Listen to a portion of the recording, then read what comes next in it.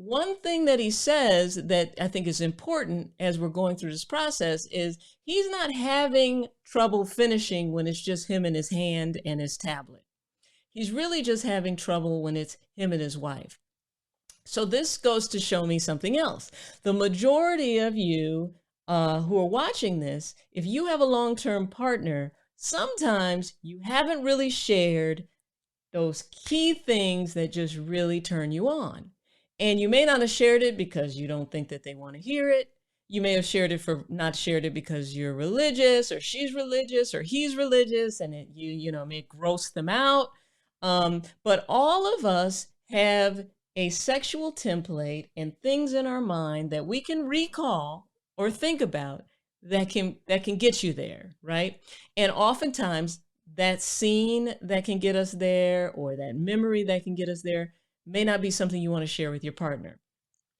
But as time goes by, and as you continue to have grow old with somebody, you got to share those things, because what happens is over time, you and your partner both become sexually less sensitive, right? So you need a little bit more directed energy to get you turned on. So for instance, back in the day, if she or he is tired and just kind of laying there, you probably could still just do it and be fine and go off to sleep.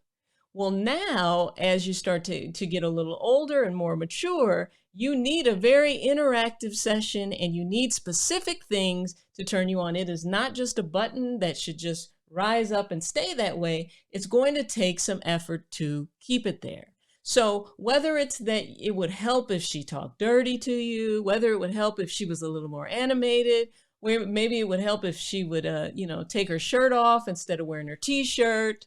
Maybe it would help if she let her hair down. Maybe it would help if she changed a different position. You've got to be very, very communicative with her about what that is.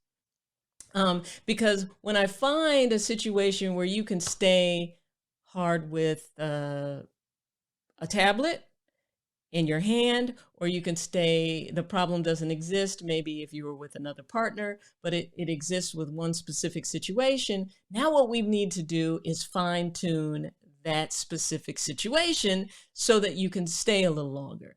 Now, in the meantime, so I have a couples sex worksheet that I think anyone who's been with somebody for more than 6 or 7 years, maybe even new relationships, should download. And it's a couples sex worksheet where you kind of go through. You can do it on date night. You just kind of go through and talk about what would be fantastic if we had more of this or less of this. What are some of the things that I love and that I like? I'll put a link below on how you can get the couples worksheet that you and your partner can use. Do it on a date night. You guys can have fun filling it out, read it aloud to each other, because what you want to do is really fine tune what she should be doing and what you should be doing sexually that can get you guys to the next level.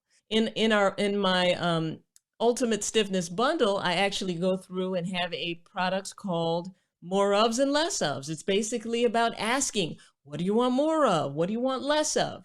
Because honestly, as your body changes and as your partner's body changes, what you liked 15 years ago, 20 years ago changes, and it morphs. And you want to be on top of it, and you want your partner to be on top of it so that you can maximize sexual situations so that you can last longer, right? So whereas before, when you're in your 20s or your 30s, you can just last long just off of the air. You don't need a whole lot of stimulation. You don't need the situation to be right. You could have slept with somebody that you didn't really even like or attracted to. You didn't like how they smelled, but you were still able to perform. As you get older, you get pickier, and all of that stuff that you used to be able to overlook, you can't anymore. So that's why it becomes important to communicate with your partner about what they could be doing more of, and vice versa. Because then if she is severely turned on, if your wife is severely turned on in this particular situation, now you may be severely turned on, because it becomes a vicious cycle. But if she just kind of turned on and just kind of like, damn it, is that the kids again? Or, oh man, did I forget the laundry? Well, that's going to throw you off way more than it threw you off 10 or 15 years ago. So one thing is make sure that you're communicating. The next thing is you gotta listen. I can't reiterate this enough. Get yourself a quality cock ring, right? Guys who are getting the bundle, I'm actually throwing in three different types of cock rings because I am so passionate about the cock ring, right? This is just one example. You're pretty much get your erection and you put your cock ring on, right? And it traps the blood where you traps your blood in so that you can last longer and stay longer. This is just one type. So my whole thing is cock ring is like your favorite pair of jeans, right? You may have 3 or 4 pairs, but you always kind of go back to the same one because you feel like they look the best on you and they're more comfortable. Cock rings are the same way. Experiment with them. Try the ones with the snaps, right? You're basically getting an erection and you're putting the snap in to decide, okay, I'm going to keep it in here as long as I possibly can, and I am going to release it when I'm done, right? Try the kind with Velcro. I think I have a Velcro one here too. So these are all very natural solutions to a situation. You don't have to take Viagra. Get your erection and trap it inside with a great cock ring, and you can last as long as you'd like to. And then when you are ready to finish, now you go ahead and take it off. Now the cock ring's supposed to be tight.